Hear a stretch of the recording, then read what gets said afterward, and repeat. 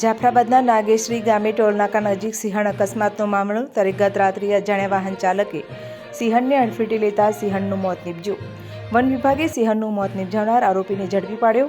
તો કિયા four wheel car ચાલક Virendra રાઠોડની one વિભાગે ટીંબી ગામેથી કરી ધરપકડ. કાર ચાલક આરોપીને ઝડપી પાડી વન વિભાગે કાર્યવાહી હાથ ધરી. તો એસીએફ વિરલસિંહ ચાવડાએ ગતિ મર્યાદામાં વાહનો ચલાવવા વાહન ચાલકોને કરી અપીલ.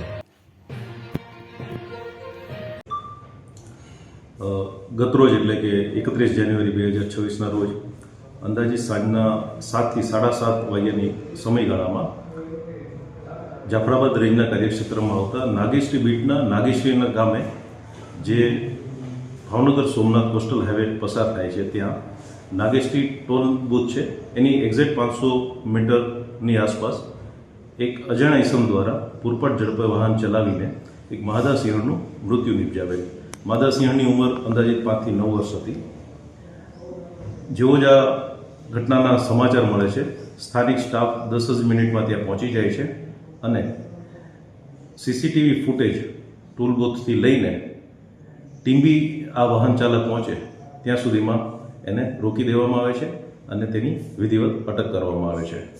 આ વાહન ચાલક છે જેનું નામ છે વિરેન્દ્ર રાયસિંગભાઈ રાઠોડ, ઉંમર વર્ષ 30, જેઓ મૂળ વતની પણાદર કોડીનારના છે, જેઓ હાલે ગાંધીનગર ખાતે રહે છે અને પોલીસ આવાસ નિગમમાં કોન્ટ્રાક્ચ્યુઅલ સિવિલ એન્જિનિયર તરીકે ફરજ બજાવે છે.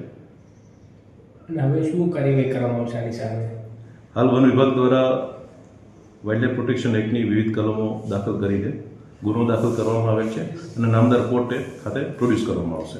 સતત આ પ્રકારની ઘટનાઓ બને છે, 2 સિંહોના મોત થયા, એક દીપડાના. વન વિભાગ હવે શું કાર્યવાહી કરશે? માર્ગ ઉપર સતત આ પ્રકારની ઘટના બને છે, વાહન ચાલકોને શું અપીલ કરશે?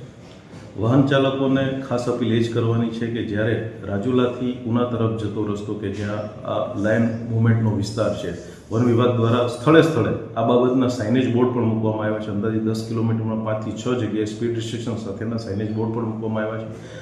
તો એ સાઇનેજ બોર્ડને ધ્યાને રાખીને ગતિ મર્યાદામાં વાહન ચલાવશે તો આ એક વન્યજીવ સિંહનો અમૂલ્ય વારસો આપણે જાળવી શકીશું.